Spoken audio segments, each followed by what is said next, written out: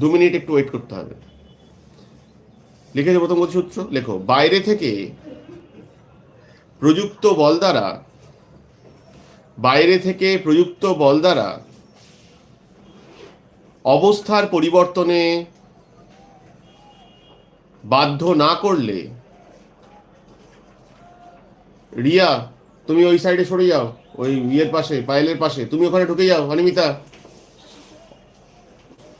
বাইরে থেকে প্রযুক্ত বল দ্বারা অবস্থার পরিবর্তনে বাধ্য না করলে, তুমি একটু সরে আসো এদিকে, একটু সরে সরে বসো, অল্প অল্প সরে আসো, এই যে সরো।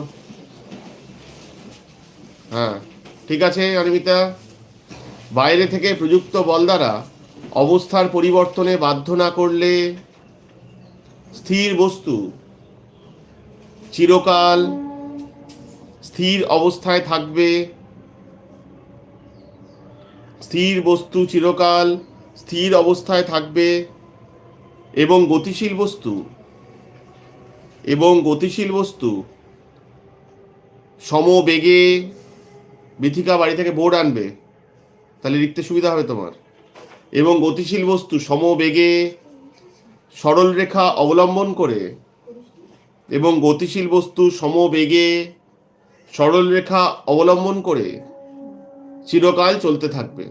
আমি কিন্তু বলতে শুরু করব, এইদিক ওইদিক করলে কাজ হবে না। I repeat for the last time, বাইরে থেকে প্রযুক্ত বল দ্বারা অবস্থার পরিবর্তনে বাধ্য না করলে স্থির বস্তু চিরকাল স্থির অবস্থায় থাকবে এবং গতিশীল বস্তু চিরকাল সমবেগে সরল রেখা অবলম্বন করে চলতে থাকবে। হয়েছে লেখা? আচ্ছা, একটু বুঝিয়ে দেব, লেখা শেষ হলে মুখ তুলবে। বলছে বাইরে থেকে প্রযুক্ত বল দ্বারা অবস্থার পরিবর্তনে বাধ্য না করলে স্থির বস্তু চিরকাল স্থির অবস্থায় থাকবে। এই পেনটা যদি এখানে রেখে দেওয়া হয় এবং 100 বছর না ছোঁয়া হয়, পেনটার কি অবস্থার পরিবর্তন হবে? তাহলে বাইরে থেকে প্রযুক্ত বল দ্বারা অবস্থার পরিবর্তনে বাধ্য করা হচ্ছে না, তাই পেনটা ওই জায়গাতেই থাকছে। এবার তুমি আমাকে বলতে পারো, তাহলে তো এই যে মাঠে আমি ফুটবল খেলছি, ফুটবলে একটা লাথি মারলাম, ফুটবলে লাথি মারলে ফুটবলটা গিয়ে গিয়ে গিয়ে গিয়ে এক জায়গায় গিয়ে থেমে যাবে, তাহলে থামলো কি করে? আপনি তো বললেন যে বাইরে থেকে প্রযুক্ত বল দ্বারা অবস্থার পরিবর্তনে বাধ্য না করলে স্থির বস্তু চিরকাল স্থির অবস্থায় থাকে এবং গতিশীল বস্তু, ওই চলন্ত ফুটবলটা, সমবেগে সরলরেখা অবলম্বন করে চিরকাল চলতে থাকে। তাহলে তার চিরকাল চলার কথা ছিল, থামলো কেন? কারণ ওই যেমন সুজিত বলছে যে ঘাসের সাথে যখন ধাক্কা লাগছে, ঘর্ষণ বল এবং পৃথিবীর অভিকর্ষজ বল ওটাকে নিচের দিকে টানছে। এই দুই বিপরীতমুখী বলের জন্য ফুটবলটা একটা জায়গায় গিয়ে থমকে যাচ্ছে। যদি অভিকর্ষজ বল পৃথিবীর না থাকতো, যদি ঘর্ষণ বল না থাকতো, এই যে মাটি বা ঘাসের সাথে ঘর্ষণ লাগছে না থাকতো, তাহলে ওই ফুটবলটা চিরকাল সমবেগে সরলরেখা অবলম্বন করে চলতে থাকতো। বোঝা গেছে কথা? বুঝতে পেরেছো? এবার নিউটনের দ্বিতীয় গতিসূত্র লিখে পয়েন্ট করো। তারপরে এই প্রত্যেকটা গতিসূত্রের ভিতরে যে জিনিসগুলো আছে সেটা নিয়ে আলোচনা করব। নিউটনের গতিসূত্র বলেছি 1 মিনিট আগে, রুইদাস লিখতে গিয়ে 1 মিনিট চলে গেল, একটু ফাস্ট কাজ করো। আচ্ছা, যেটা বলার তোমাদের, যে তা আগের দিন আমরা যখন তাপ আর উষ্ণতা নিয়ে আলোচনা করছিলাম, তোমাদের যে চ্যাপ্টার চলছিল তাপ ও উষ্ণতা নিয়ে আলোচনা করছিলাম, সেখানে আমরা কি বলেছি? আমরা বলেছি যে তাপ হচ্ছে কারণ, উষ্ণতা হলো তার ফল। কিছু পরিমাণ তরলের সাথে, একটা পাত্রে ধরো তরল আছে, একটা গামলায় জল আছে, তরলের সাথে তরলের উপরিতলের যা সম্পর্ক,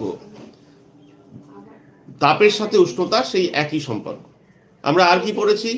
তাপ মাপা হয় ক্যালোরিমিটার যন্ত্রের সাহায্যে, আর উষ্ণতা মাপা হয় থার্মোমিটার। ভেরি গুড তিথি, থার্মোমিটার যন্ত্রের সাহায্যে। এবার আমরা কি বলে পয়েন্ট করলাম? হ্যাঁ, তুমি কি বোবা না অন্ধ? বলতে পারছো না কথা? তাপ পরিমাপের একক লিখে আমরা পয়েন্ট করলাম। তো লেখো, তাপ পরিমাপের একক হলো ডিগ্রি সেলসিয়াস। বানান করে একবার লিখবে আর একবার চিহ্নটা লিখবে, একবার বানান করে লিখবে, একবার চিহ্ন লিখবে। ডিগ্রি সেলসিয়াস বা ডিগ্রি ফারেনহাইট, চিহ্নটা লিখে দিয়েছি, বানান করে নিজেরা লিখবে। ডিগ্রি সেলসিয়াস বা ডিগ্রি ফারেনহাইট।